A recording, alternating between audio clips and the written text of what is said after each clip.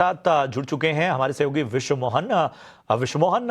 रुपए में हम देख रहे हैं कि डॉलर के मुकाबले एक बार फिर रिकॉर्ड कमजोरी नजर आ रही है। इंट्राडे में एक डॉलर का भाव 89 रुपए 92 पैसे तक फिसल चुका है। आखिर क्यों गिर रहा है रुपया? देखिए, सबसे पहले बता देता हूं कि पिछले 6 महीने में देखिए करीब करीब 4.5% की गिरावट दिखी है और पिछले 3 महीने में देखिए 1.25% तक की गिरावट आ चुकी है। इस हफ्ते आरबीआई की बैठक भी है, एमपीसी की बैठक है और 5 दिसंबर को वो फैसले भी आ जाएंगे और बाजार को लग रहा है कि यहाँ पर ब्याज दरों में कटौती होगी। 4.25% बाजार मान के भी चल रहा है, तो एक वो भी वजह है, वो रुपये पे प्रेशर बना रहा है। साथ ही एनडीएफ मार्केट में जो नॉन डिलीवरेबल जो फॉरवर्ड मार्केट होते हैं, वहां पर जो बड़े पोजीशंस की वजह से डॉलर की डिमांड बढ़ी है, क्योंकि स्पेकुलेशंस की वजह से हेजर्स की तरफ से उस तरह की डिमांड ऐसे में बढ़ जाती है। एनडीएफ मार्केट के बड़े पोजीशंस की वजह से भी यहाँ पर दबाव है।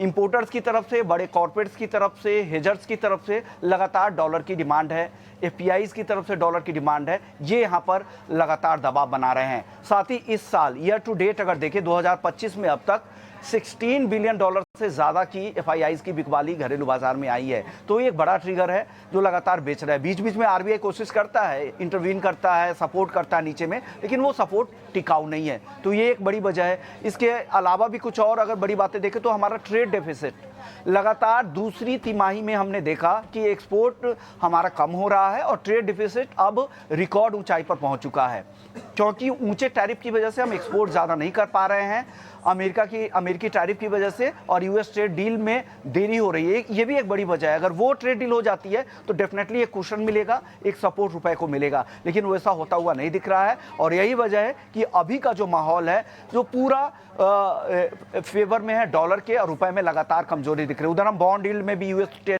बॉन्ड डील देखिए या डॉलर इंडेक्स देखिए, वो भी लगातार तेजी मजबूती के ट्रेंड में है और रुपया लगातार कमजोर हो रहा है। कमजोरी नहीं हो रहा है, पूरे एशिया के सबसे वीकेस्ट करेंसी में ये शामिल हो गया। इमर्जिंग मार्केट में सबसे ज्यादा कमजोरी रुपए में दिख रही है और लगातार ये कमजोर होता जा रहा है और आज हमने 89-92 के लेवल तक भी जाते हुए रुपए को देख लिया।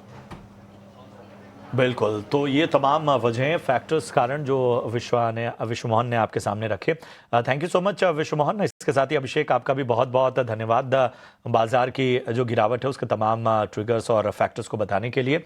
चलिए, इन सब के बीच में अब बढ़ते हैं आगे और हमारी पहली कॉलर को अपने साथ शामिल करते हैं। स्वाति शर्मा जो हैं, उन्होंने यूट्यूब से अपना सवाल पूछा है। सिरसा हरियाणा से इनका सवाल आया है। विप्रो पे राय जानना चाहती हैं और 50 शेयर इनके पास हैं 250 के भाव पे।